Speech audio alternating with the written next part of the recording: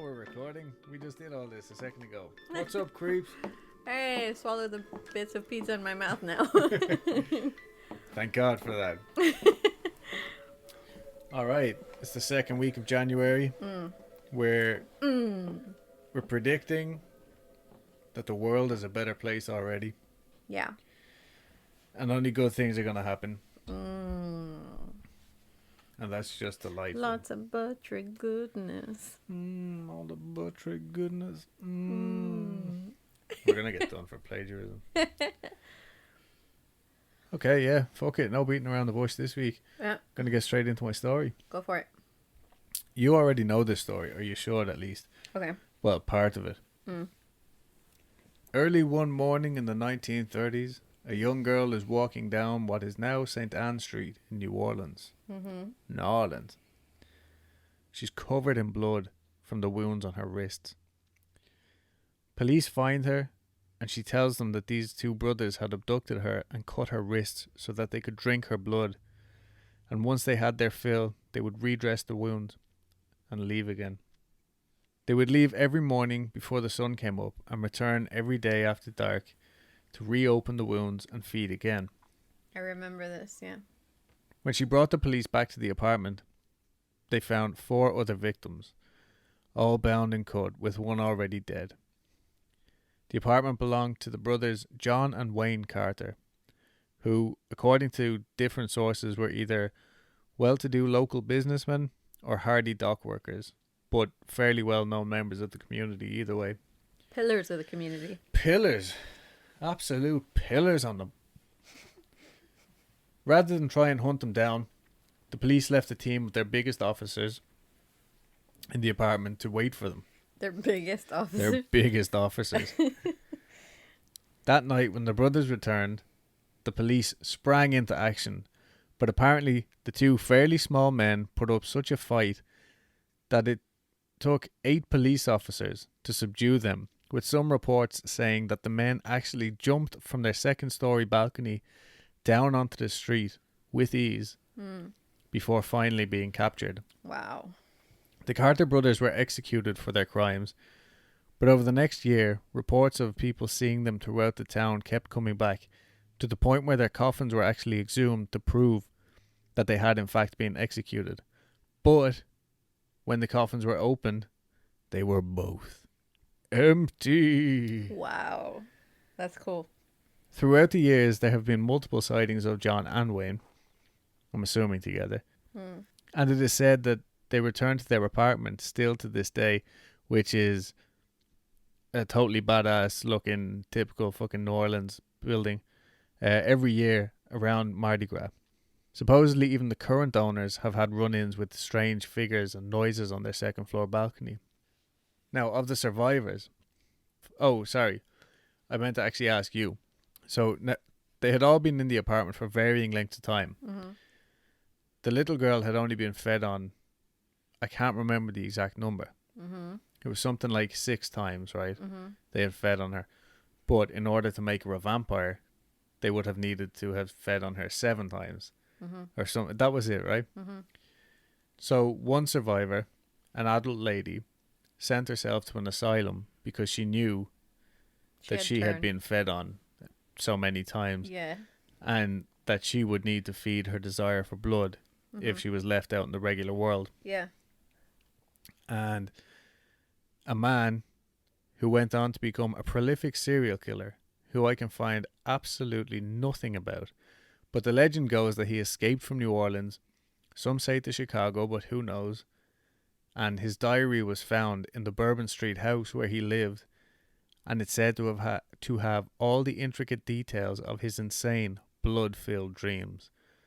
Supposedly he killed 33 people and drained their blood. Whoa. Now, I have been in touch with somebody who lives in New Orleans and somebody who is actually a tour guide in New Orleans. And I can't verify any of that, which is why I started researching the story. But this is where our story takes a turn. Okay. I'm intrigued. So the vampire community is a very real community, like still to this day, specifically in New Orleans. And I'm just going to start this off by saying I don't want to upset or offend anybody in the vampire community. Mm-hmm. If we get anything wrong, I'm only learning from mainstream media, so I'm sure it's fucking butchered. Yeah, and if you're of the vampire community, please reach out. Yeah, let us know. If you know a vampire, reach out. Yeah, absolutely. Tell us what we're getting wrong. Mm-hmm. Anyway, this is the story of Rod Ferrell. Wow, what a name! Yeah. Born... That sounds like a punk rock person from London. Rod Ferrell. Mm-hmm. Well, his full name is a lot less punk rock. Born Roderick Justin Ferrell on March 28th, 1980, to a 17-year-old woman, Sandra Starr Gibson. Whoa, your mom was 17 when she had you, right? She was, yeah. Nice. In Murray, Kentucky. Sandra got married. It's Sandra, by the way, not Sandra. I'm not saying it funny. Okay. It's Sandra with a no. Sandra got married to Rod's father just after he was born, but the marriage was said to have only lasted about 3 weeks. It's also said that his father joined the military at this time, so I'm not sure which. Did they get divorced because he was leaving for the military? I don't know. Either way, he only saw him again when he was 7, and then again when he was 9. There was no relationship there, really. There's so many interviews and documentaries out there about this particular case. There was a lot of conflicting information. First-hand information as well, but it's a lot of like he said, she said bullshit. Okay. So if you hear this story in another place, or if I get something wrong, I'm not denying that it's wrong, but I probably just heard it from a different source. Anyway, so Sandra comes across as a loving mother, sharing pictures of Rod as a child, always seemingly happy and talking about how close the two of them were. Like one picture in particular was him having his sandwiches after school one day with a big cheesy grin on his face, and she's like tearing up showing these pictures. But then more articles that I read describe her as a drug using, heavy drinking prostitute. And this is self-proclaimed as well. She's gone on to admit this, and according to many according to close friends of Rod, she was abusive and also mentally ill. So their life wasn't quite as airy-fairy as she was trying to make it out to be. They moved around a lot, specifically between Murray, Kentucky, and Eustis in Florida, where Sandra's parents ended up getting a house. So Rod spent a lot of time either living with Sandra's parents or living in public housing. While staying with his grandparents, it is said, trigger warning, for all of those, there is lots of talk of sexual abuse and animal mutilation, animal cruelty and mutilation in this. So while staying with his parents, it is said that Rod was raped by his own grandfather. Jeez. At the age of 5. And there are reports of molestation, but no charges were ever filed. Now, Sandra and her sister have also gone to court alleging that the father has sexually abused them, that the father was involved with a cult, that he let all of the cult members, abuse and rape Rod and the girls. But both the grandfather and grandmother are like strong members of some fucking like Baptist church or some shit in the area where they live in. It keeps getting thrown out of court basically. So I don't know. There was too much conjecture basically to put that in as a fact. So they are a member of a cult. Well, yeah. Christian cult. Anyway, Sandra and Rod would often go to the movies together where they would watch horror movies basically.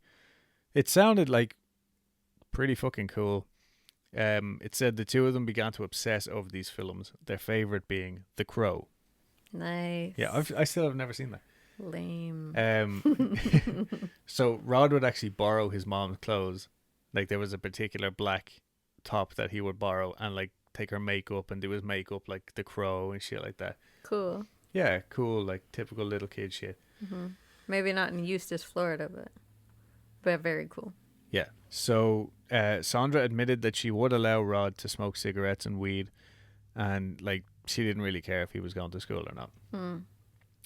He was expelled from school in the 9th grade, which is around 14 years of age, which I had to Google because I wasn't sure. You could have just asked me. You weren't here. You're never here. I have so many questions. But yeah, so I'm getting like that's around 2nd year for our Irish listeners anyway, I don't fucking know about the English ones, whatever way your schools work.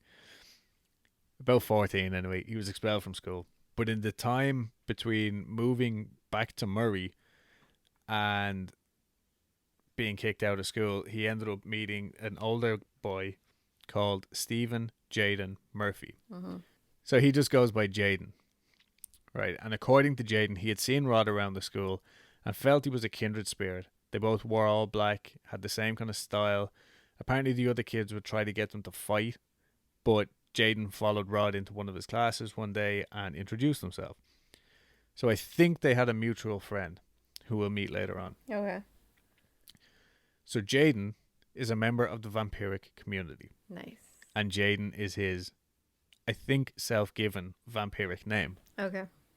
He is also a self-professed sire. He taught Rod all about the vampiric ways and even embraced Rod himself, claiming Rod as his chosen one. So to embrace or cross over, in vampiric terms, is when a vampire draws his own blood and then his victims or proteges and mixes it together, and they both drink this concoction of both of their bloods. And then, like, the other person is now a vampire. So, okay, so these are not victims then. It's a consensual thing. Oh, sorry. Yeah. Okay. I don't know. Yeah, it's completely consensual. Victim is a wrong word to use there. That's one of the main driving points of the vampiric community is everything is 100% consensual. Good. Even down to, like, you know, the old myth, like, they have to ask permission to come in or else they can't enter your property. Mm-hmm. Like, I think that might be somewhere where, you know, that crossover is. Anyway, once they are embraced or crossover, they are then bound together no matter what, in life and death. Cool. I like that. Yeah. According to Jaden, it is the ultimate display of love. Jaden had known all about the dark side, as he said, since he was around 5 years old. He said his whole family were hunters, and one day he and his uncle drained a deer's blood into a jar, and they then sat on the porch drinking it together from glasses. Wild. Yeah, apparently his mother found out and flipped out, but they just laughed at her. They're like, we're just sitting here drinking this blood and that's it and all about. Like, you silly woman. Yeah, back inside.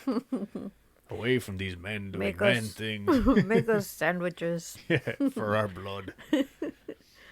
The gang used to hang around, like Murphy and Jaden and fucking Rod and their friends used to hang around in this like old abandoned building in Murray and like just do general teenager bullshit. But they also did do these bloodletting rituals. They were all With each other. with each other, yeah. Again, totally consensual. I think there was a lot of like just teenage fucking messing around with each other, fooling around. Like, I don't know. This is me piecing it together from these fucking terrible early 2000s documentaries where it's like, you know, a girl like fucking puts a needle in her arm and then everybody has sex with her and that's a vampire. Like, you know what I mean? What It's the all like fuck? suggestive bullshit. But I think it is just kids being kids. Like, you know, everybody like Yeah. touching each other, kissing each other, whatever. Exploring their sexualities. Thank you. That's exactly what I was trying to say. Yeah, but anyway, so Rod now believed himself to be a 500-year-old vampire with the name Visago, which was given to him by Jaden when he sired him. Like Hotel Trivago. No. Hotel Visago? No? So Visago was the 9th crowned prince of hell. How many are there? I don't fucking know. More than 9 though, apparently. Okay. Or at least 9. Now, also around this time, Rod had progressed from smoking weed and doing acid occasionally Whoa. to actually using heroin and cocaine intravenously. Ooh. Yeah, now he's still only around 14 or 15. Damn. This, like when he would, well, I can't remember, I'm going to sound so fucking lame right now, but the mom called it something. Oh, she called it crank, which I thought was like a street name for meth, but she was referring to this. Anyway, when he would do like, you know, inject the fucking heroin and coke together, he would become extremely violent And I guess like it takes him in fits. Like he'll be like up 1 second and way down the next with the heroin. So he would like switch on a fucking dime, start like shouting, hurling abuse at his mother. She said that he started treating her like a dog, punching holes in walls, all this kind of shit. So he was now surrounded by people in his vampire family who really thought this guy was just, so fucking cool. So they thought he was cool that he was doing all these drugs and being a fucking asshole. I mean, yeah, but like they were all just doing drugs together and they were. Okay. experiment. I'm assuming. Okay. But they did interview a good few, like a handful of his friends and people who claimed to be his friends at least. Like this one girl, April Shy Doden, I think that's how you pronounce it. She described him as beautiful, charismatic, charming, even elegant. She said life with him was awesome. She was like, you never knew what was going to happen, what way the day was going to take you. Like, weird. Completely fucking... I don't know a 14-year-old that I would describe as elegant. Yeah, right. Another word for elegant that I think she might have meant is pompous and arrogant. Know-it-all. She said all this while dressed in what looked like a dollar store devil costume, complete with like the red horns, fake blood on her face, and like white makeup. And apparently she was dressed as his fantasy.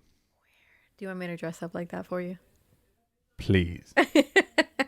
So Rod told April that he had an evil side and that it was taking over him slowly and he was scared. I'm going to give another trigger warning. This is where the animal mutilation comes in. Animal cruelty comes in. His behavior was becoming increasingly unpredictable.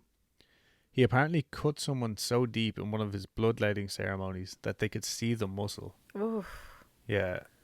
And according to his friends, they were all hanging around one day and there was a kitten floating around. And he was like petting the kitten like normal or whatever, when all of a sudden he just picked it up and slammed it into the base of a tree. Oh no. Yeah, killed what it instantly. Asshole. You don't fuck with kittens. Like that documentary, Yeah, don't fuck with cats. But apparently like this really like scared the shit out of his friends. They were like they had never seen this before. On an off note, if you're ever curious, look up baby beavers. They're so cute. Yeah, they are really fucking cute. Right. But anyway, he just laughed this off then when everybody was like, noticeably shocked. Yeah. He just laughed it off when he was like, I'll do anything for a thrill. And this was supposedly the turning point.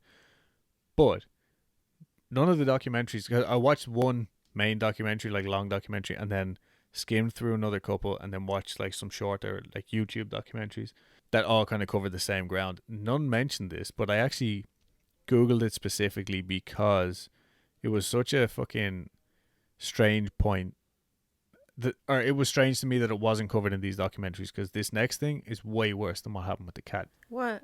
So he was never charged with this, so I think that's why it's forgotten about.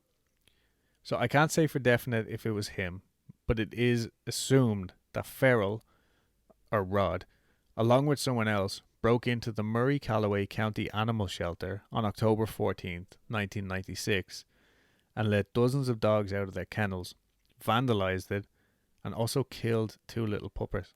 What the fuck is wrong with him? I know. A quote from Sheriff he's Stan on drugs, Scott. Apparently. Well, yeah. And he believes he's a 500-year-old vampire. Like, he 100% believes this at this point.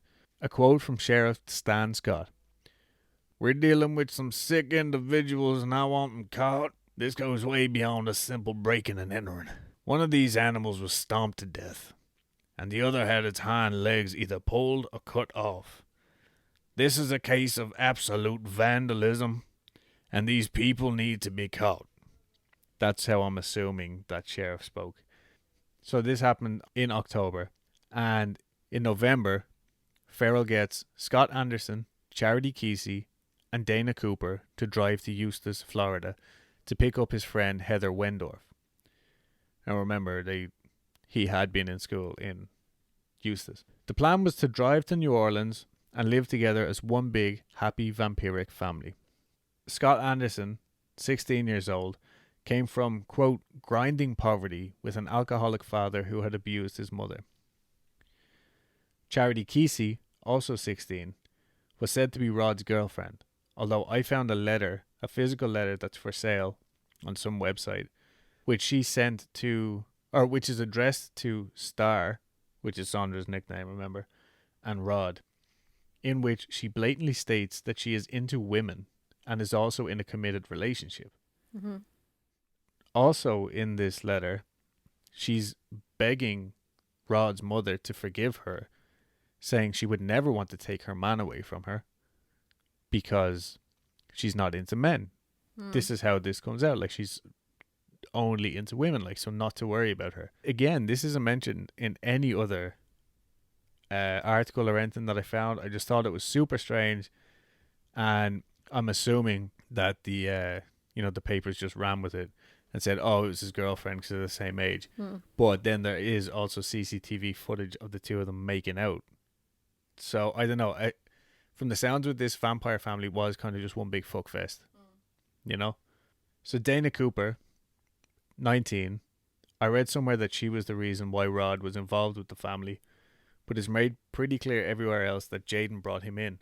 So I think she might have been the mutual friend who helped get the two introduced. And she's the same age as Jaden. So according to her, Rod had actually crossed her over himself, even though she's older than him and whatever.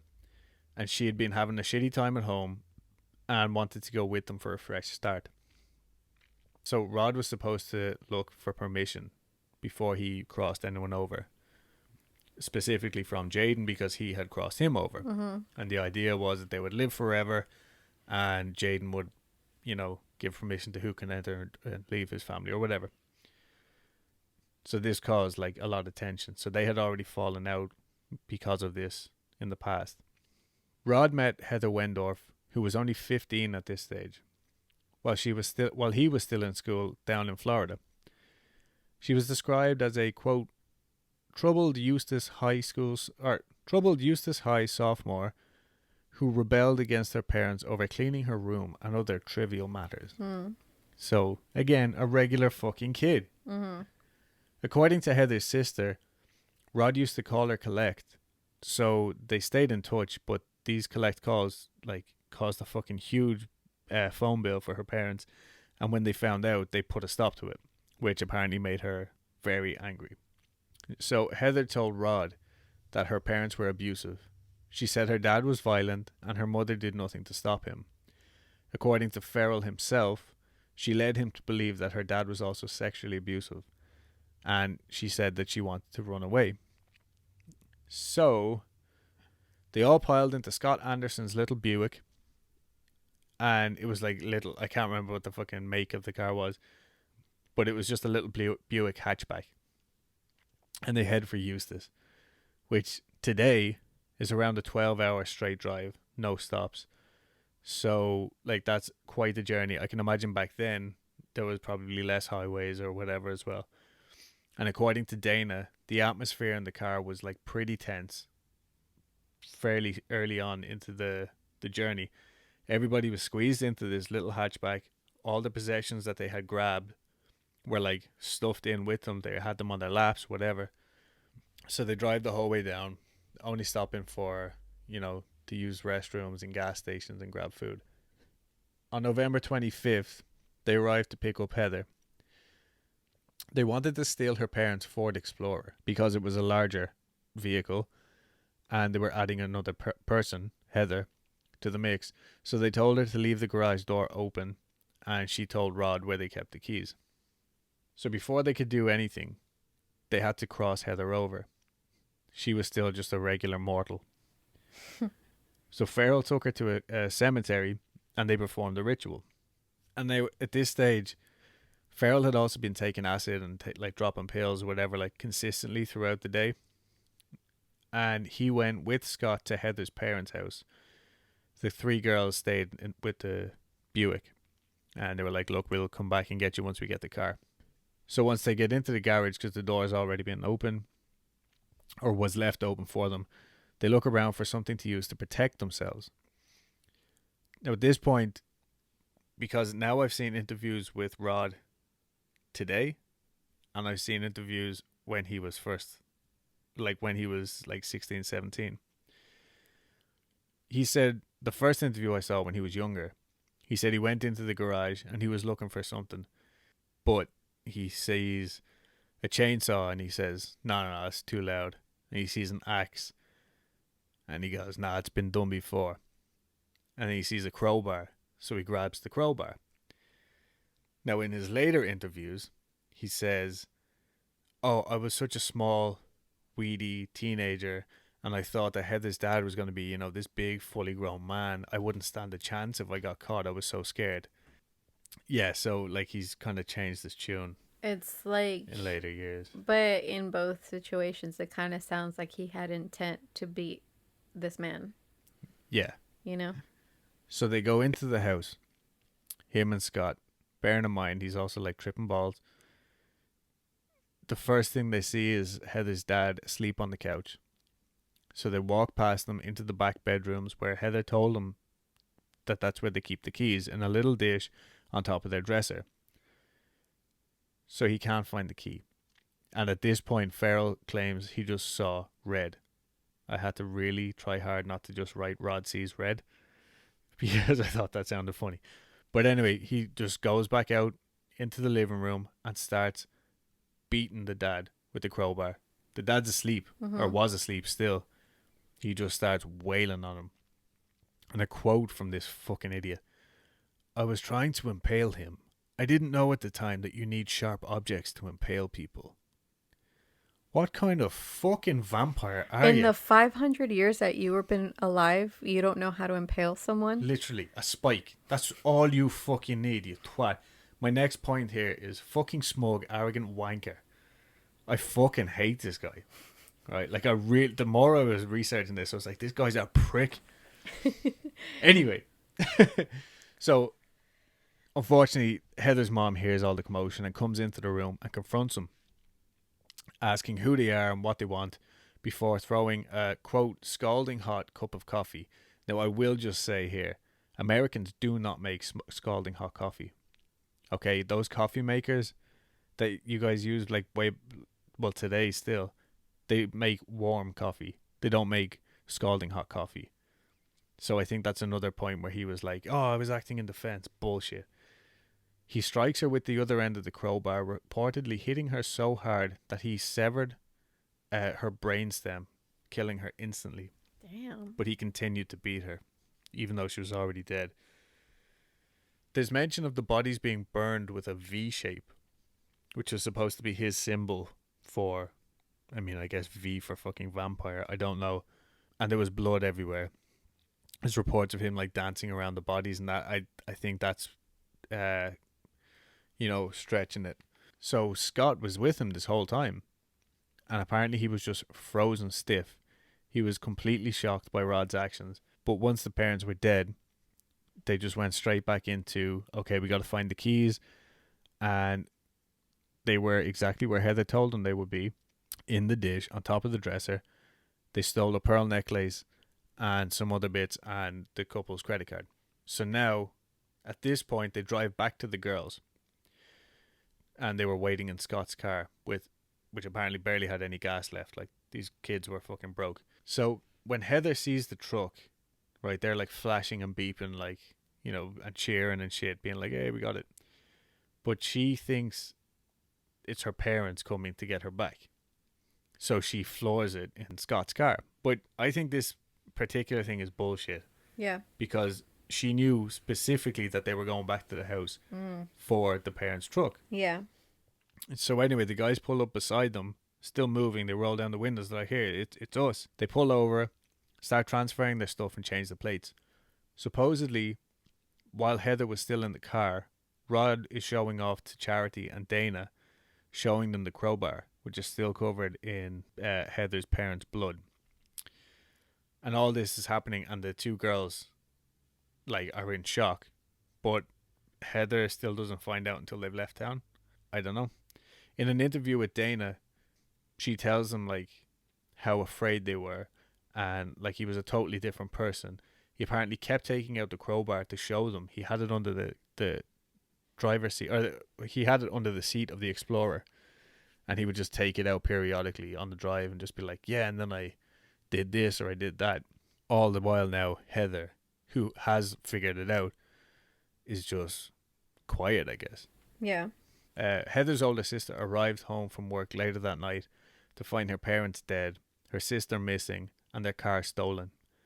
She rang 911, still in shock, to report the crime, and by November 27th, murder warrants had been put out for all 5 teens. Also on the 27th, when these warrants were put out and people were like on high alert looking for these people, naturally in Murray, Kentucky, the police department went full on investigating, thinking like, oh, they went down there together and now they're going to come back. So this 16-year-old Callaway County high school student tells the police that he was approached by either Rod or Scott, he doesn't know, that day at school and was threatened by them. The student, perhaps inspired by the O.J. Simpson chase, said the group was driving a white Ford Bronco. Police were taking the student's statement at his house when the power went out due to a nearby traffic accident. Sheriff Scott told the Ledger, which is the local newspaper at the time, he told him that he sent in every available unit to the boy's house, thinking that the power outage was the vampire clan's doing. Turns out the boy was lying. Just completely made this shit up off the top of his head. I don't know why, but like he ended up facing like felony charges because of this. Good. Also, this statement led to a high-speed chase involving a white Bronco later that night in Graves County. The guy in the white Bronco is like, what the fuck did I do? He's like, what the fuck? He's like, shit. I didn't mean to take that man's pen at the bank. I was just trying to sign a check. I thought they were free. Throwing pen at the police. But yeah, all because this one kid was like, I'm going to tell a lie.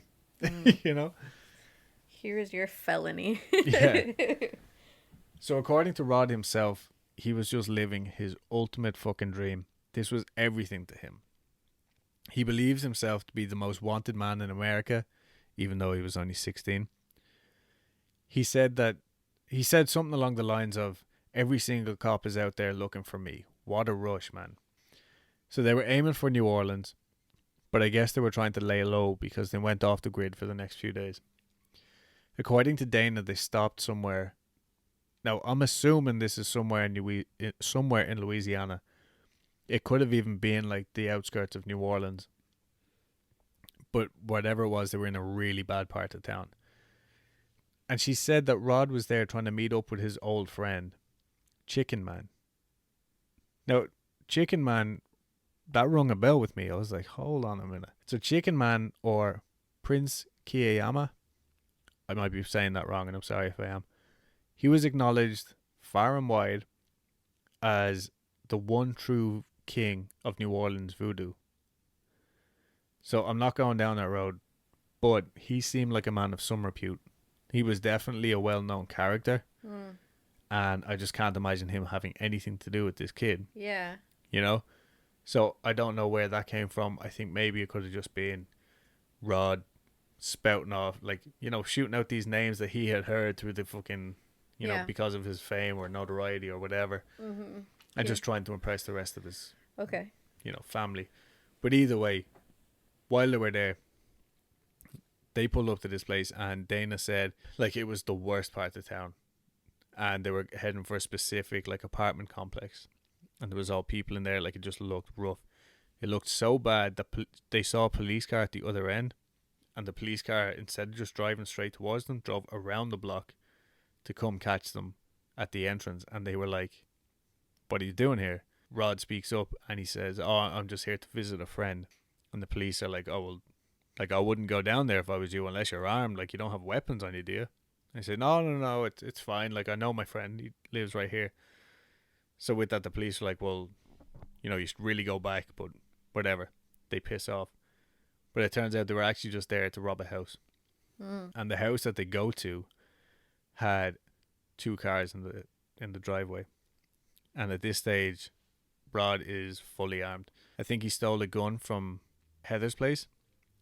again, I only saw that in one particular story, so I'm not 100%. But either way, they had weapons. And Dana said herself, like, at this stage, she was just praying that there was going to be nobody in the house, because if there was, he was going to kill them, whether they were in their way or not. Luckily, these people must have been on fucking vacation or something, because even though there was 2 cars in the driveway, they break in, there's nobody in the house. They steal, like, the piggy bank, a crossbow, and, like, fucking bolts and stuff like that, and they leave. And they coasted in on fumes. Now they had enough money to get themselves to Baton Rouge. This is, again, they are just children. Like, I have to keep reminding myself of this. Mm-hmm. So they get to Baton Rouge, and they go and they start, like, sightseeing. They go to this, like, war destroyer ship that's on display, and then they walk down the road and they ditch the fucking murder weapon, you know, typical kid shit. Then they head to an arcade. And while at the arcade, Rod makes Charity call her grandma.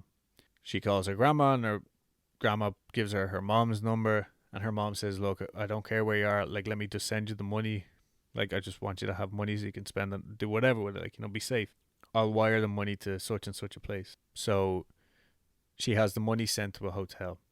Now, the girl Dana said she reckons she knew this was a setup from the beginning, and she also thinks that Rod did too. But that, to me, it sounded like maybe Rod did know that the jig was up, that they couldn't go much further, but he wanted to be able to blame somebody else, you know? Anyway, they go to the hotel or wherever it was to pick up the Western Union, or the money transfer, and the police show up and arrest them, and that's it. They're taken away. The policeman noted that Heather was the only one who actually appeared to be upset when they were arrested.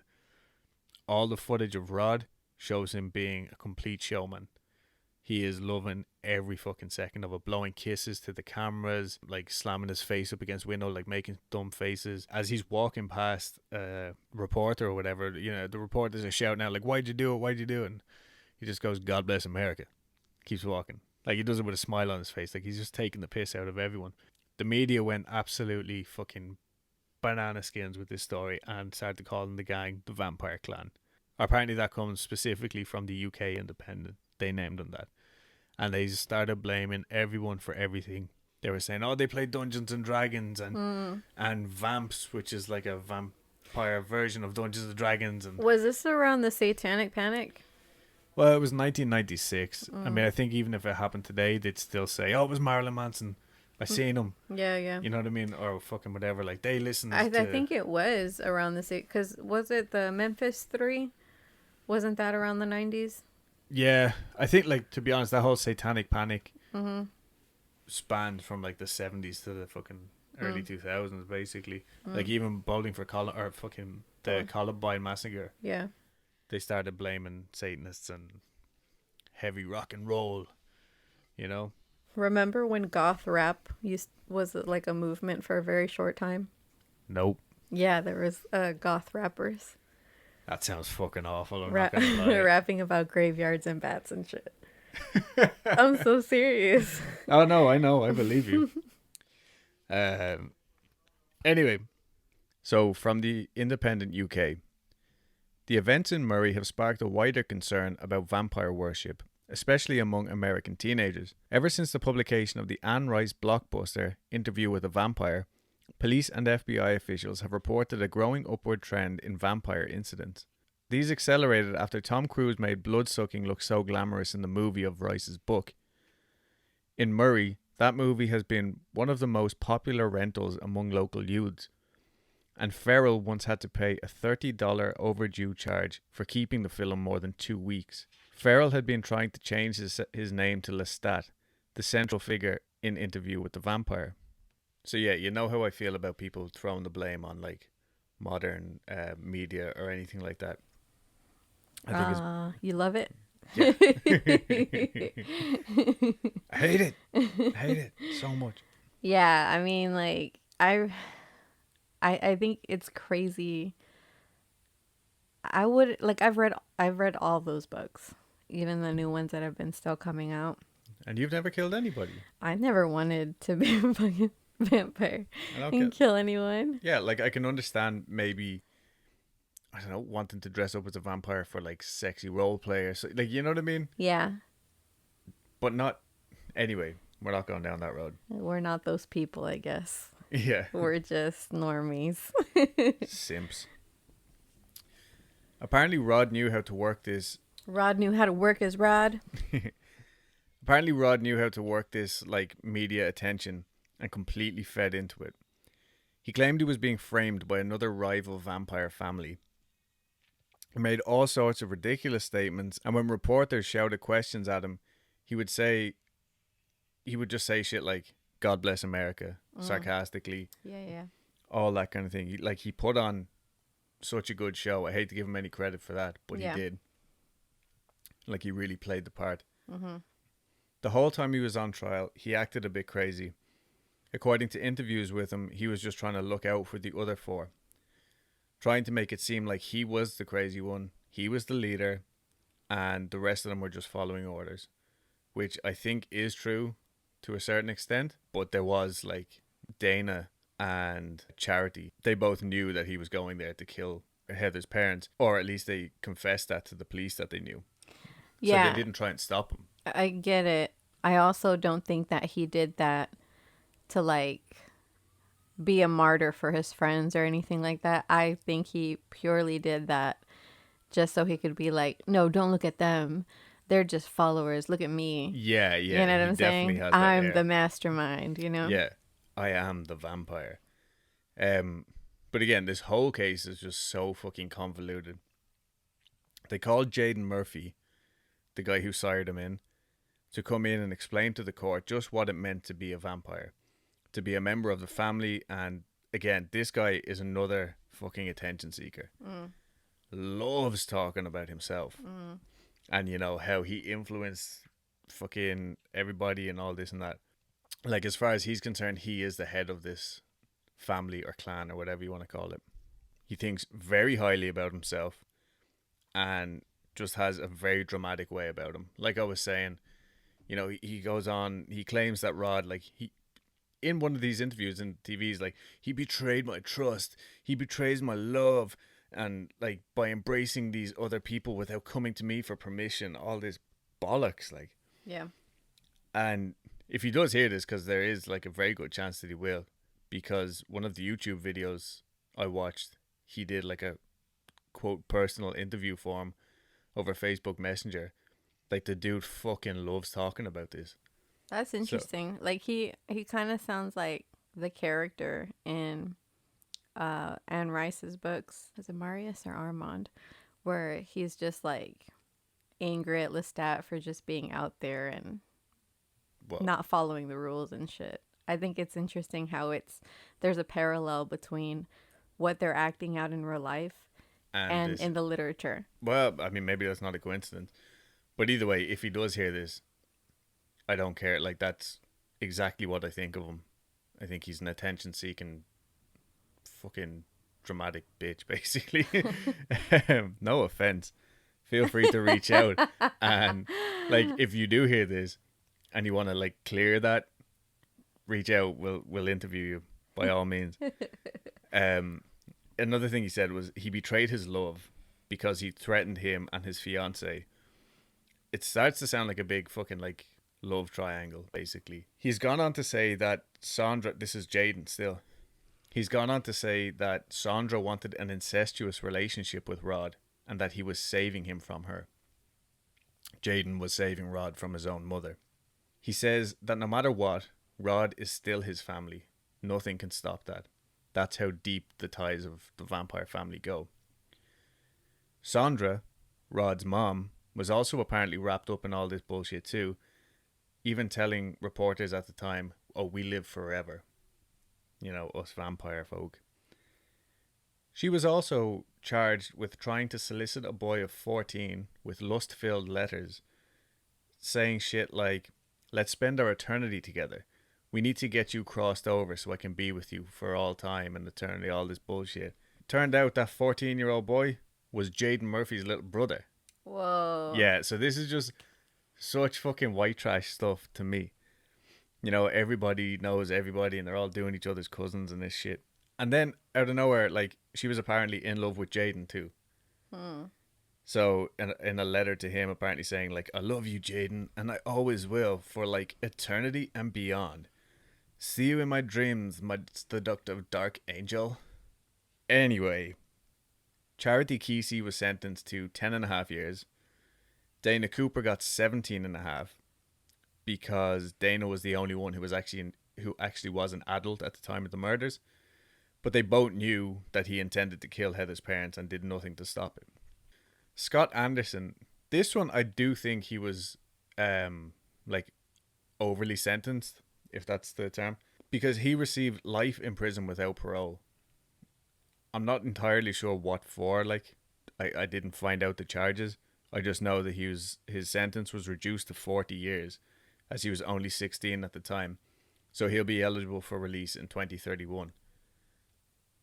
I'm assuming he was charged with accessory to murder, but if Rod is to be believed, he had nothing to do with it and genuinely was in shock about this whole thing. Heather, the daughter of the people who Rod murdered, she got off with nothing. I personally think Rod took matters into his own hands, but he has since blamed her over and over again. And you'll see, because me and you are going to watch some of these interviews later, so I can show you his story is constantly changing over the years. Rod was sentenced to death for the murders of Richard Wendorf, 49, and Naoma Ruth Queen Wendorf, 54. He held the record for youngest prisoner in America on death row. However, in November 2000, his sentence was commuted to life in prison, as he was a minor at the time of the murders. So where are they now, you ask me? Charity Kesey was released in 2006 after serving most of her sentence, although she was caught drinking another inmate's blood while in prison. I can't find anything else since her release. Do you remember April Shy Doden, who we mentioned like way back at the start? She was the one that was dressed in like a dollar store devil fucking costume with the stupid fake horns. She went on to have 3 kids. And she then left those 3 kids with her mother and joined the traveling circus. Whoa. Yeah. Apparently she's back now. I don't fucking know. She just sounds like a free spirit anyway. Stephen Jaden Murphy. Remember, Jaden was like his fucking self-given nickname or some bullshit. The self-righteous vampire sire that is the epitome of morality, apparently. He got arrested and charged for 3 years for possession of meth last year. Kentucky Corrections comes up as soon as you Google him, and the picture really looks the exact same as him. And the aliases in this like little Kentucky criminal profiler or profile are all correlating to him. So he does look a lot heavier than he used to, but then again, so do I. And so this is where the timeline kind of messes up with the YouTube video that I watched was published in January of 2020. So I think the court hearings might have been going on at that time because I think he got arrested in June or July 2019. So again, if you're sitting in your jail cell and you're offended by this, get in touch with us. Clear your name. We're all about it. Since being imprisoned, Ferrell has had a handful of girlfriends and was even married to a woman at one stage. All pen pal lovers. And he got in trouble with, on a few occasions, for like making out and groping visitors. You know, like these ladies are throwing themselves at him. He is now engaged to a lady from Texas, naturally, who is vouching for him to get a shot at parole. She says she will give him a home and make sure he has a job. He has taken many classes, has even taught some classes, and now has a license in wastewater treatment. He cut off all contact with Jaden for religious purposes about 15 years ago. That's how deep the vampire connection goes. I definitely believe in second chances, but I also believe that some people are master manipulators. I hate to give him that much credit, but I do believe that he only started giving the correct answers and showing how much he can change when he figured out that there actually was a possibility for parole. Because before that point, he was still getting in trouble. Like, Yeah, over dumb shit like, and being in prison, obviously it's not as dumb, but like smoking cigarettes, possession of marijuana and shit like that while in prison. So I don't know. I really think if he does get out, or if he gets his chance of parole, I don't know if he'll reoffend, but I think he's definitely working the system right now to just to go his way. Yeah, I agree with you. And when you watch the interviews with me later on, I think you will still agree with me. Okay, my sources are travelinggirl.com, hauntedhistorytours.com, hauntedneworleanstours.com, trytoscare.me, YouTube channel The Ghost, had that short interview on it, tampabay.com, a documentary called The Vampire Diaries on a channel called Mariola Gerum or Jerum. It's a YouTube channel that she didn't make the documentary. It's an old documentary that she published. Oxygen.com and WKMS.org. So yep, that's my story. And I have a surprise for you.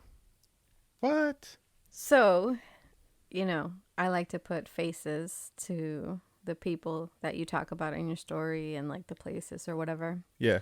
So I went ahead and Googled Rod Ferrell, and I found a Reddit post, a subreddit, titled, "I was a member of Rod Ferrell's vampire clan." Oh yeah, I actually did briefly read through that. Please tell me more. Okay. Which was connected to a double murder back in 96. AMA. I don't know what that means. Ask me anything. Oh. So, I guess this person asked, something I'm always been curious about. Did you guys all legitimately believe you were vampires, or that Rod was a vampire? Or was it more a thing where at some level you knew this wasn't reality? And this person, Vasago clan fledgling, said, I can't speak for the other clan members. I'm sure that not all of us believed it, but I certainly did. I legitimately believe that Rod was a vampire and that he turned me into one. Yeah. Wow. That just goes to show the level of persuasion behind it. Yeah. I mean, like, when I think back, right, when I was 16, first of all, I was a dickhead. Second of all, I genuinely believed I was a fucking rock star who just hadn't made it yet. Yeah. And I mean, like, I thought I was Jim Morrison.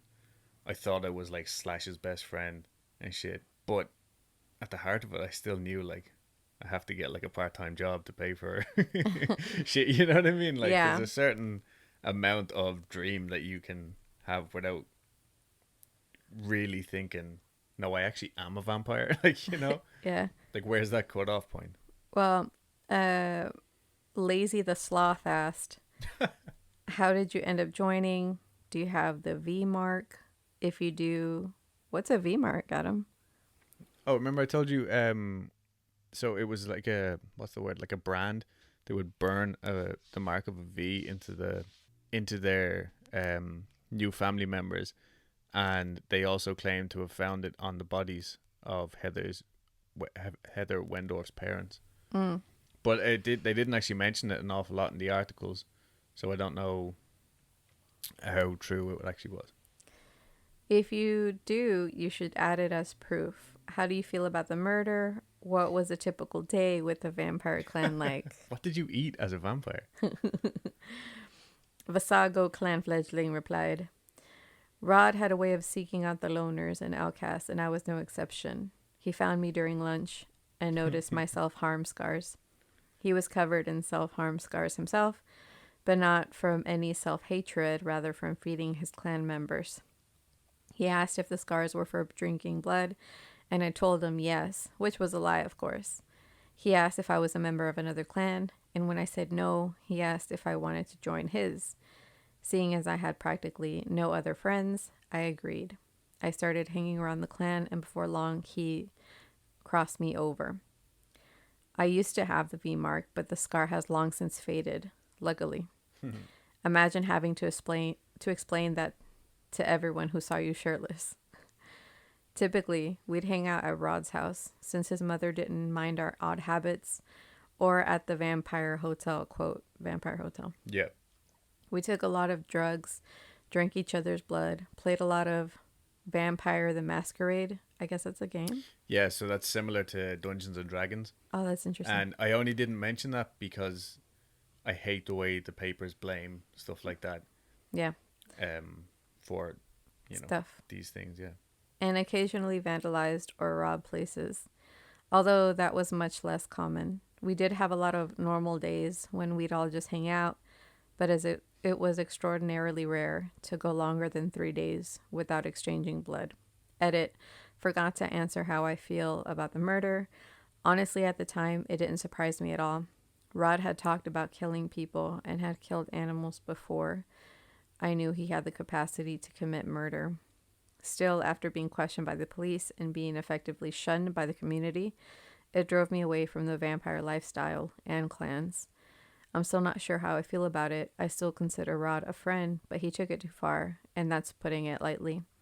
It scares me to think that I could have easily been in Scott's place and could be in prison right now had Rod decided to take me along instead. That's crazy. Yeah. So I think that pretty much gives us like a really good window. Yeah, and I did look through that, but I think I just had kind of a mouthful here. Yeah. But yeah, I mean, I get it. I get the whole being a lonely 16-year-old and all of a sudden being accepted by these guys who like you look up to and you think are really cool and they're doing like dark shit. I just think you still have to know that you're not really a fucking vampire, you know what I mean? Yeah, I think... Like, accept that much responsibility. Yeah, I mean... and then it could be like those people that lie, they live the lie, so it's true to them. Yeah, I mean, maybe. And again, if you're a member of the vampire community or know somebody who is, because I know it's still a big fucking thing, get in touch with us and let us know how it feels or whatever. Yeah, I mean, he could very well probably just didn't really... Because, I mean, they could be, like people who do consider themselves vampires and they would never kill somebody, And they just have that thing, where they just drink each other's blood consensually. Yeah. And where was I going with this? I don't know. In my head, though, it's like I get the fetish and like living the fetish or whatever like that. Yeah. I guess it's the same as being a furry, right? Yeah. Again, I don't want to offend furries or vampires. Yeah. Or both. But that in my head, that's the link. Anyway, yeah. I think we need to move on. Yeah. Tell me a story. I get it. But I guess that's why we're not vampires or furries ourselves. We're just not that dedicated. Like, this is as dark as we get, you know what I mean? Yeah. Hang on. So I'm going to start out with a collection of stories of people's experiences inside morgues. Scary stories, of course. Okay, I like it. All right. So this one's called Holding Hands. If you guys hear any weird noises, it is just our annoying ass cat, Max. Yeah, he's driving me up the wall right now. Not literally, obviously, because he has little tiny paws. All right. I used to work in tissue recovery. Do you know what that is? No, but it sounds horrific. Oh, I'm thinking like... What, trying to find the tissues? Where's tissue? The tissue? Like, use tissue. No, I'd say it's like facial reconstruction and shit like that, right? Oh, I guess. I don't know. I don't know. That's a guess. My least favorite part was prepping the donor for the recovery process. Oh, yeah, I guess so. As it included shaving the arms and legs. Once we had a donor who was very freshly deceased, I held his hand to shave his arm, and his fingers curled around my hand. Oh my God. As rigor mortis set in. That's so creepy. I think I would just die. Yeah. Like, I would actually die on the spot. All right. This next one's called The Crying Girl. My first experience at work was when I first started my embalming career. I had just started my shift and was using a restroom in the back. When I came out, I heard what sounded like a girl sobbing and the sound of feet shuffling around on the floor. The floor was kind of gravelly and had a distinct sound if you scooted your feet on it. The sound was coming from around a corner that led into a small room where we would store embalmed bodies ready to be delivered to their respective funeral home. I figured someone was upset and crying, so I snuck in, still hearing the sobbing. When I peeked around the corner, the room was empty. No living person in there. I noticed that there was only one body in there as well. A young girl. She shot herself on the side of the head. I wasn't scared per se, but I'm pretty sure you could audibly hear my heartbeat. Jesus Christ.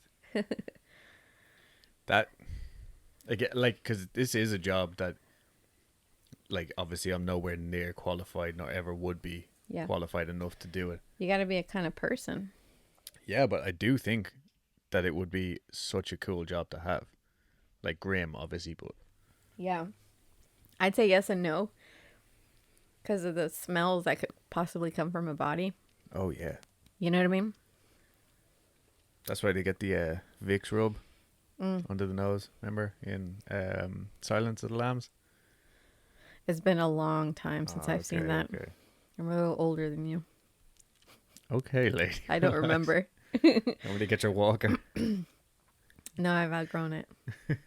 The next one is called The Little Girl. My brother is a mortician at a facility in New York. And one night when I was visiting, he asked if I wanted to go to work with him so I wouldn't be alone in his house. I reluctantly said yes. What's the worst that can happen? Right? Boy, was I wrong. To start off with, this place was creepy as hell. Dark and smelled funny. He said it was normal, and it was probably the smell of formaldehyde. So I just ignored it. After a little time, off chit-chatting and catching up, he told me he needed to go to work, but that I could stay in the little adjoined office and watch some TV. So I did. The entrance to the morgue had swinging doors that you could hear when someone was coming in or out of them. He came to check on me a few times, so I heard them. After a few hours of being by myself, I started to doze off. When the sudden sound of the doors awoke me, expecting for my brother to walk in and greet me, there was nothing. Again, I started to fall asleep, and yet again, the loud doors went off. You couldn't tell if someone was coming in or out, but they kept on swinging and didn't stop. Thinking my brother was playing a joke on me, I got up and went to tell him to stop, but to my surprise, there was only a little girl standing there. What? Playing with the doors, pushing them. Hi, I told her. She looked at me and didn't say a word. One of the things that caught my eye was a pretty blue dress with a big pink ribbon she was wearing. Your dress is pretty, and the bow makes it stand out. Again, nothing. She looked down and started to run the opposite way, towards a lonesome hall. I thought the kid belonged to another employee, so I went back to my chair. Hours later, when my brother's shift was over, he finally woke me up to go back to his place. As we were driving, I started to tell him about the doors and the little girl with the cute blue dress and a big pink ribbon. He slammed the brakes. What the hell? Why did you brake? Tessa, he told me, with a chilling look in his eyes. Last night I did an autopsy on a little girl that drowned. She was wearing a blue dress with a pink ribbon. My blood ran cold, and I've never been to work with my brother ever again. Fuck. No way. That's crazy. And like the poor little girl. That is horrific. That's sad. It's sad, yeah, but still, fuck that. Yeah. So the next segment of my story is Why would you go to work with your brother? Like, I'd rather be in the apartment on my own than in the fucking morgue. Sorry. Well, you just got done saying it would be a cool job. Yeah, if it was my job, I'm not going to go tag along with someone. No fucking way. You're very particular. I can be, yeah. All right, the next segment's called Sketchy Morticians. Brittany, well, I guess it's not all sketchy morticians, just weird fucking situations around dead bodies segment. So this story is about a girl named Brittany Ray Bradley. Shortly after midnight on June 27th, 1998, The staff of a funeral home in London, Kentucky, was alerted that there had been a break-in. They looked around and nothing seemed to be missing. That is, until they looked in the casket of 9-year-old Brittany Ray Bradley. Brittany Ray had passed away after a 2-year battle with a rare cancer. Oh. And earlier in the evening, the funeral home had hosted a visitation for her. And as for what was missing, that was her underwear. Oh, no. When they found this out, Brittany Ray's family accused her cousin, 31-year-old Mark Caleb, for stealing the underwear. The police looked in the camper where he lived and found the missing underwear. What the fuck? There was no evidence of tampering of Brittany Ray's body. Caleb was still charged with third-degree burglary, abuse of a corpse, theft, and criminal mischief. What the fuck, Caleb? You sick cunt. 31. I don't care how old he is. No, I'm just saying, compare, like... I know. Fucking hell. That's a weird one. I can safely say I've never heard a story like that before. That's what I'm here for. Thanks. This one is about Julie Mott.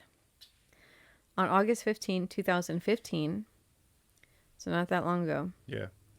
Friends and family of Julie Mott attended her visitation at a funeral home in San Antonio, Texas. She died at 26, but she lost her battle with cystic fibrosis the week before. She was diagnosed with this at 2 years old. Sometime after the visitation, but before the funeral home closed, someone took Mott's body out of her casket and took the body with them. The body was never found. Whoa. The police couldn't pinpoint who would have taken the body, but they had a few theories. One was the ex-boyfriend, who was supposedly obsessed with her, might have taken her body. He was one of the last people seen to leave the chapel. However, after the police searched the man's car, home, and property with cadaver dogs, they came up empty-handed. Another theory is that one of the owners of the funeral home, Robert Tipps, came up with. He thinks that the body may have been stolen by someone who was strongly objected to her cremation. Either way, the funeral was sued for gross negligence. The ex-boyfriend believes that the funeral home did cremate the body, but before it was time to. Which is possible considering the next fucking stories I'm going to tell you. Okay, so like they cremated her too early, like the wrong body or something. They're like, oh fuck, what do we do now? Because the family are coming tomorrow to... Yeah, it could have been. Yeah, because maybe she had like another visitation scheduled. You know, you know what I'm saying? Early in the morning or something. Fucking hell. And like poor they lady. preemptively cremated her. Or poor girl. Yeah. Yeah.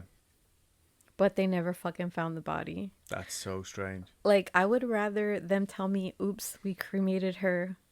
Instead of just being like, oh, we don't know where she is. They just wait until the next day. They're like, what? Yeah. Okay, so the next 3, or the next 2, I have 2 more. I like to keep my segments pretty short.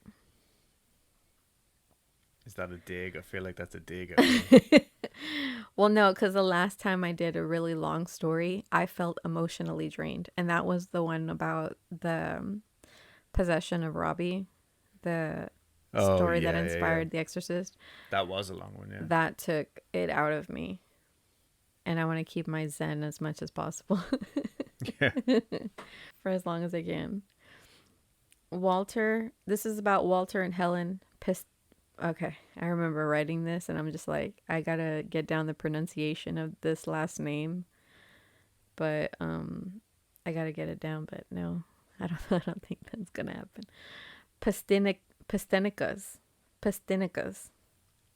Pastenicas? Okay. Is he Greek? I like that better. Okay. Say it again. Pastenicas. I haven't seen this word written down, by the way. Pastenicas. Pastenicas, okay. Yeah. Let's do that. Walter and Helen Pastenicas. A little about the couple. Helen Pastenicas was 65 at this time that the shit went down.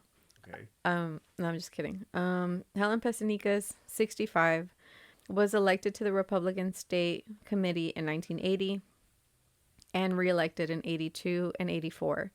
So she's a public figure. Yeah, yeah. She's Prominent. a politician. Okay. Right. Her husband, 57, was a candidate for coroner in 1984, which is apparently an office you can hold.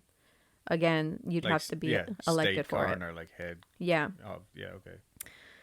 In March 1982, a guy, like an old man, poor guy, Joseph Cly, a 92-year-old retired coal miner with black lung.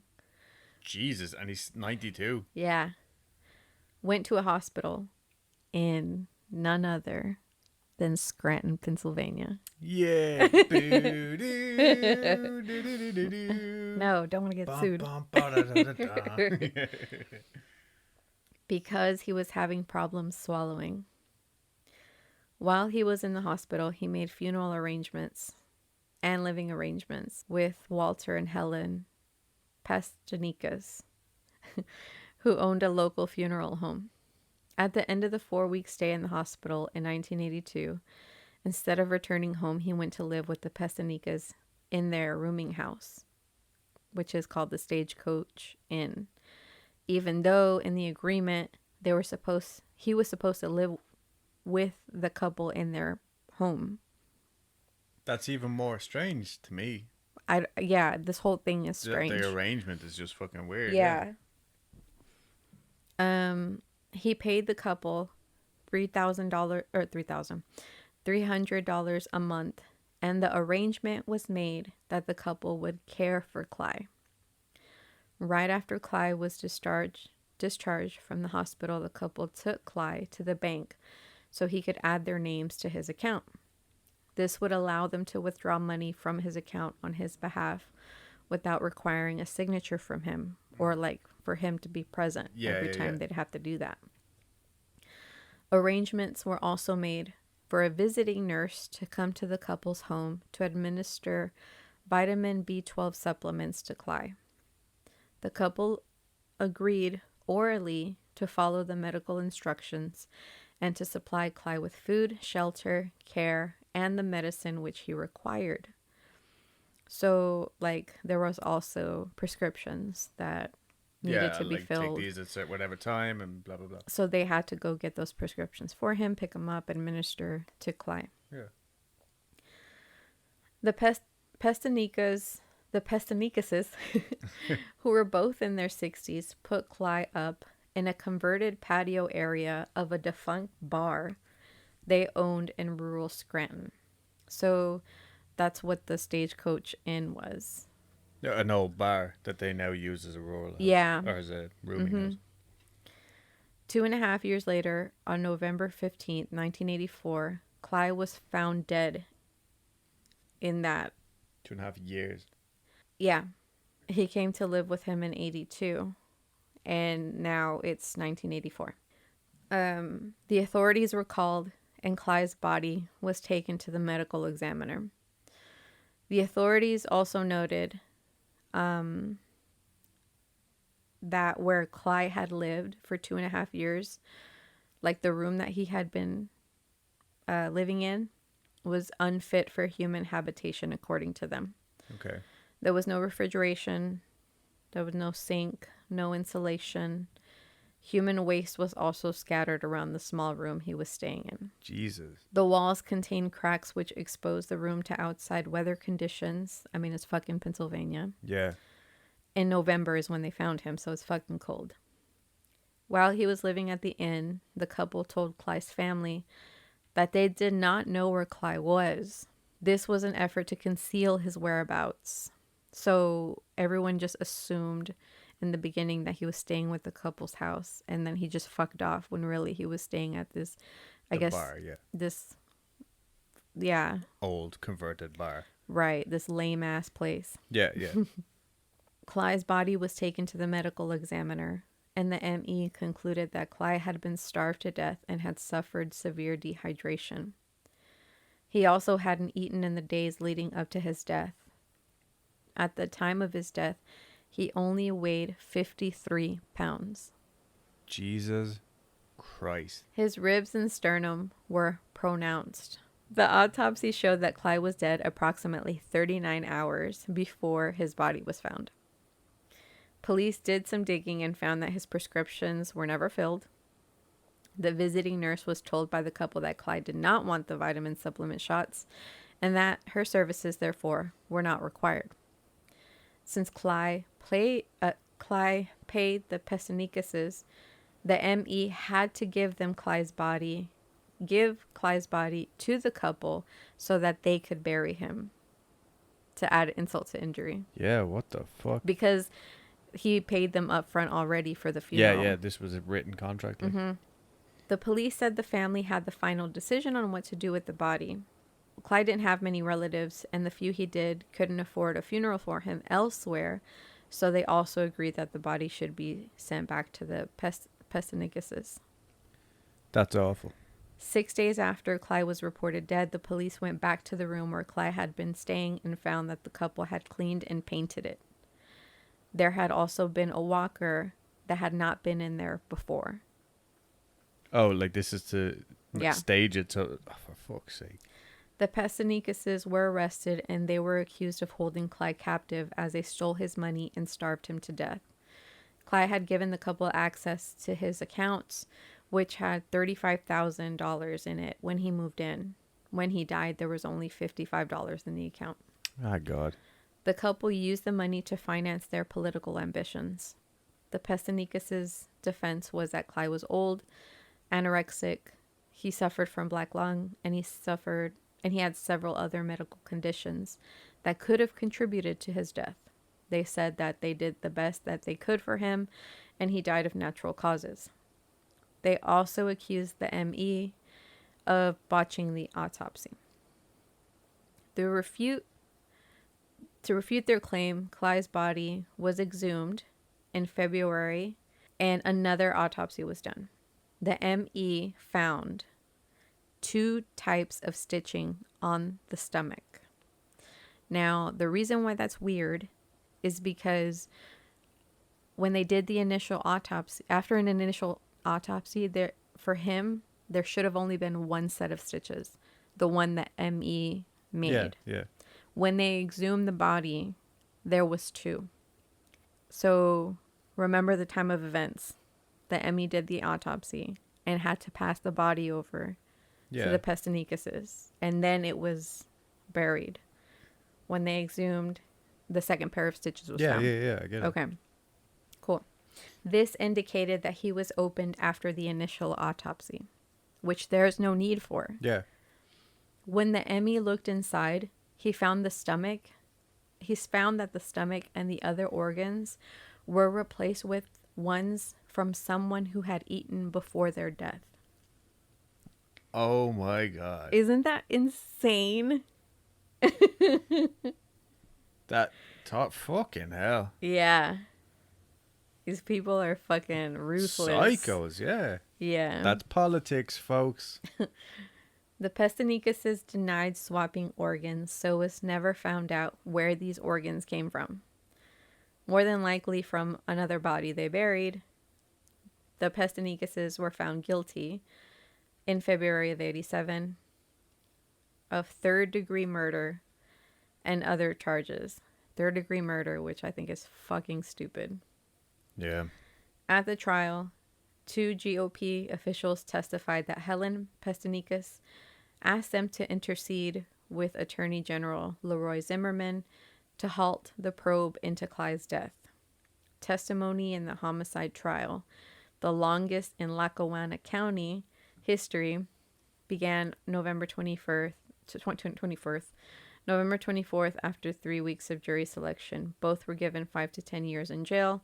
Walter was acquitted of separate charges. While this was going on, one of the charges that they wanted to stick to the husband was charges of intimidation of witnesses.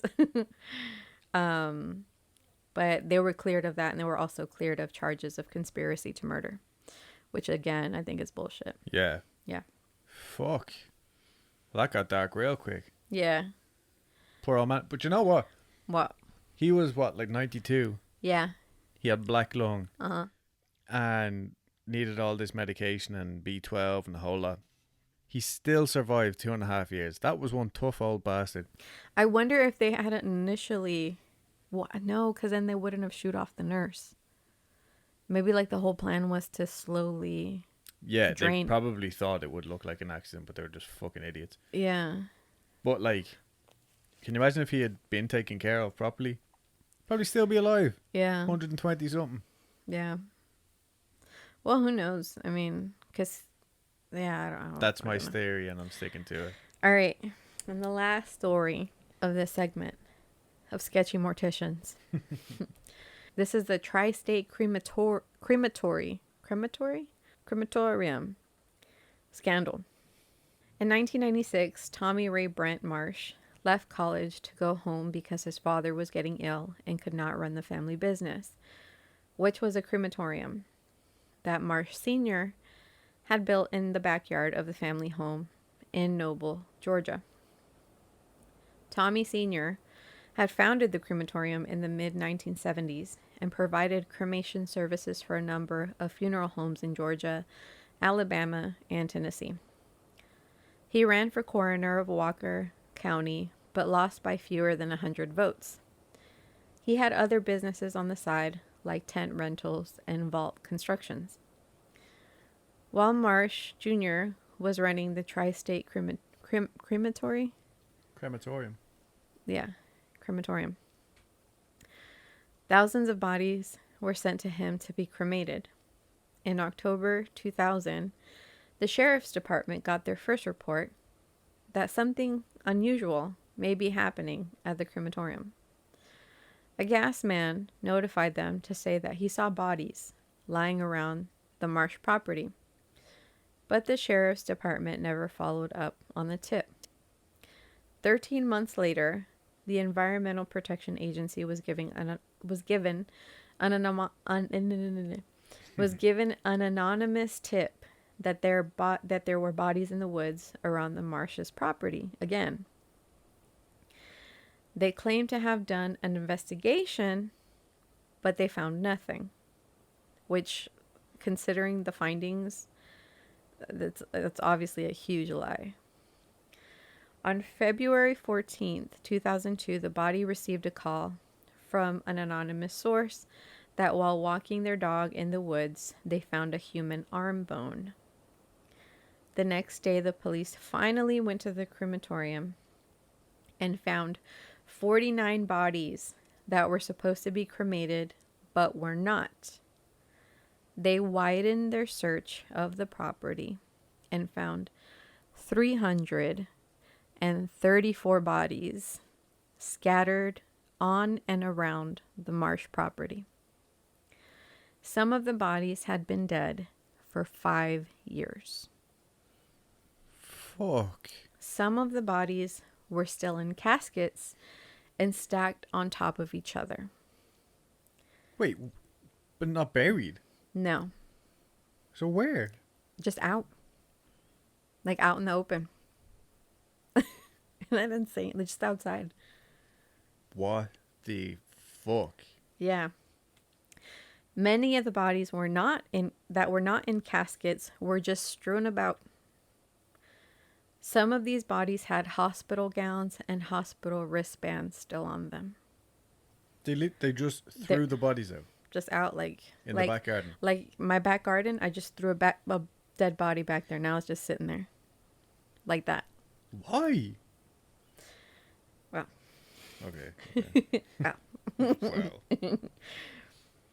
Bodies were found throughout the woods in different buildings because they had different buildings on the property. It was like a business thing. Yeah, yeah. Like a homemade business thing. Don't go in there. That's the body shed. I mean. I keep my lawnmower there. Yeah. Bodies were found throughout the woods in different buildings on the property, and some were dumped in holes in the ground, like just open holes.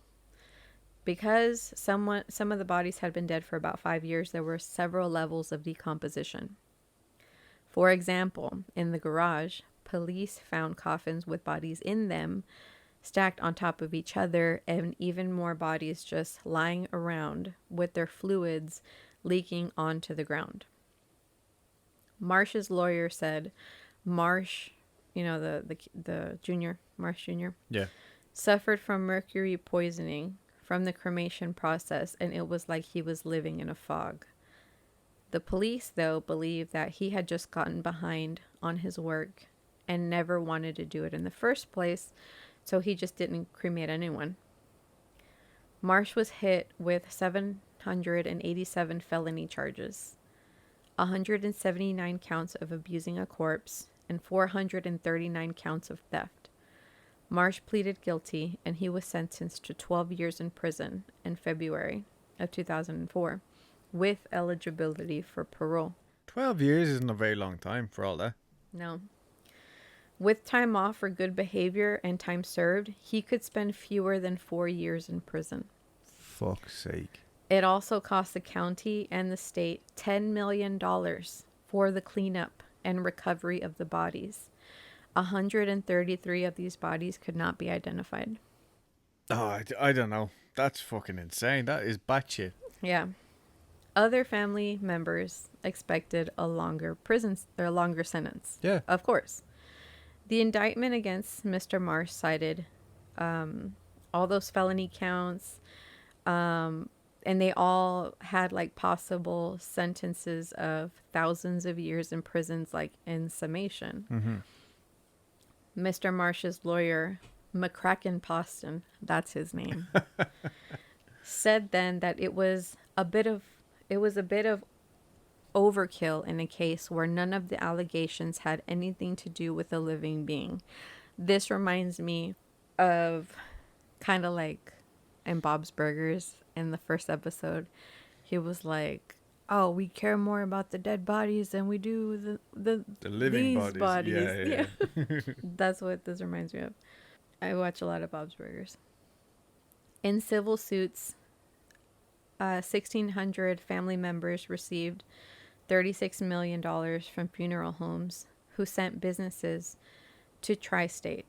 The families settled with the Marshes for $80 million to be paid by the Marshes Home Insurance Company, which is fighting that settlement. And that's my segment of morgues and morticians. Well, I feel great after that. Bodies everywhere. Yeah. That is fucking insane. Yeah. Crazy shit. Right, well, do you know what time it is now? Listen to stories. That's my impersonation of you. Oh, okay, good. So this is from Reddit user Bernd Schmidt, and it's called "Why Are There No Running Lights? A True Tinder Horror Story." Oh. After my last relationship ended, I began to engage in a lot of irresponsible behavior. One of them, going on Tinder to find someone to just have sex with. Unconscionably irresponsible, to my own detriment, I was disregarding using condoms, sleeping with a girl who had HPV, Oof. and meeting up with a few other shady partners for a one-night stand. I'm sure much of this had to do with mild depression. After maybe a little over a dozen hookups, I'd met a gorgeous girl in her 20s. Down to, well, you know. She gave me her address and we agreed to meet up that same night. I knew her neighbourhood. What you would consider a bit unsavoury, made up of mostly Section 8 duplexes, so I was, of course, on guard. This town has the second highest murder rate in the city. I followed the GPS, which led me to a house without any lights on, inside or outside. The house was directly across the street from the bad neighbourhood. I'm a white boy in a mostly black neighbourhood, something by now I was used to since I'd mostly been on a streak of hooking up with black females. I made a few laps before calling her. It rang once or twice each time, but she abruptly hung up. However, I did get a text, but called the girl Jasmine. The exchange went as follows, verbatim as I'm going back and forth from my actual text messages here. Jasmine: "Hey, where you at?" Me: "I think I'm here. You live in a house or a duplex?"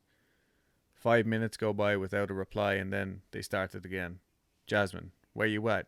Me: "I think I'm on your street, 514 blah blah blah drive, right?" All I see is a house on the corner. 2.5 minutes passed. Jasmine: "I ain't gonna stand out here all night, bruh." I hate that word. Me. I've been asking you if you live in that house. Me. The house on the corner. 3 minutes pass. Jasmine. Bruh, where you at? Jasmine. Yes, red house on the corner. At this point I pull over and decide to stake out the house. I tell her my car is white. It was actually dark blue. Me. Okay, I know where you are. I gotta turn around and come back. Be there in 30 seconds. As I'm watching, I see a girl come out of the house, all lights still off, onto the porch, phone light illuminating her face. I couldn't get a great look, but she did resemble the girl in her profile pics. Next, I watch from the house across the street. 2 tall males exit and run to her house, both wearing dark hoodies, hoods up, and they both enter. But not before I see a third, really big, older male open the door for them. Jasmine. Bro, you coming or what? Me. About to pull up now, come outside. Jasmine. Alright, outside. I take my gun from my glove box, and instead of just leaving, I did something potentially very dangerous. I turn on my headlights and pull alongside the house and roll down my window. She's on the steps, leering down into her phone before I call out, Jasmine? She looks at me and then says, Hey, I thought you were driving a white car. Am I good to come in? I ask. Yeah, you're good. Why are you asking so many questions? I smiled and said one thing. Nice try. In that moment, just as I was pulling away, she flashed me a grin. Not a friendly or flirtatious grin, but one which obviously said, You're very lucky. About 1 minute later, I get a text. Jasmine. Why you punk out? Me. I didn't. I saw your 3 friends go in there. Jasmine. They're my cousins. You a bitch. Me. No, they ain't. The entire house was pitch dark. I'm not stupid. Then I got one more text, affirming my worst suspicions. A brief, albeit frightening one. Jasmine. Haha. So, is that the end of the story? No. Oh, okay. She blocked me after that. I'd like to say it was my last time using Tinder. However, from then on, I'd only meet up with people in public places. I'm currently in a relationship with someone I did not meet online. Just be careful out there. The end. That's the end. I like that story. It's different than It's the relevant. ones. It's relevant and it's different than the ones you normally tell. Yeah, no, I get it. It's different because it's scary in a real, like in a very... In a Stephen King kind of way. Yeah, I guess. You see what I'm saying? Okay, creeps. Happy second week of January. Yeah, who fucking cares? Yeah. Happy whatever. Yeah. Make sure to follow us on Twitter, Instagram, Facebook. Handles are the same everywhere. Weekly Creep. Email us your stories at weeklycreep@gmail.com. I think that's it. Yeah. We'll catch you losers later. Yeah. Bye.